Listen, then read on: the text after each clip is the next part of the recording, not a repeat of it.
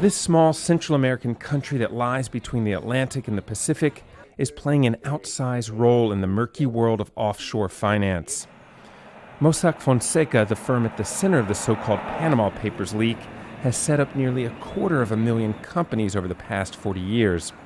But the firm's director, an award-winning novelist and former government cabinet minister, says they've broken no laws. The law has been renewed in many places. We are a pioneer in due diligence. We have incorporated the standards of other countries. We already have them in Panama, and we are strictly following them and more.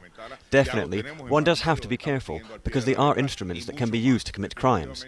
But it's the same with a car. If you buy a car at a dealer, and suddenly that person kills someone, the car manufacturer, which would be us, is not at fault for that death. Someone used the car, the driver, to commit that crime.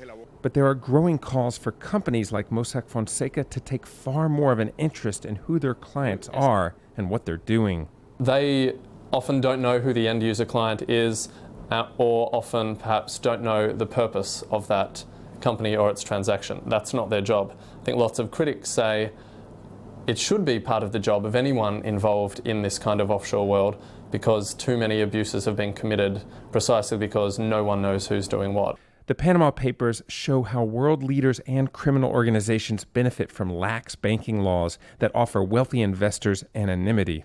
We're in the heart of Panama City's financial district. There are dozens of banks here, several found on each corner. It shows you just how important the financial sector is to this small country. But the release of these millions of documents has called into question the whole practice of creating offshore companies.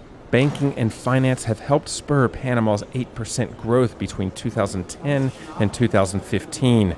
Banking has far fewer oversights here than in other financial capitals. Lawyers have been able to create shell companies for anonymous clients, then wash their hands of any misdeeds of the company. The fact that these revelations have emerged from Panama tends to suggest, and suggests strongly to me, that there is likely to be criminality involved.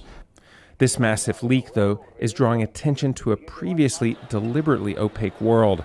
The government here could be forced to make the financial sector more transparent. Raney, Al Jazeera, Panama City.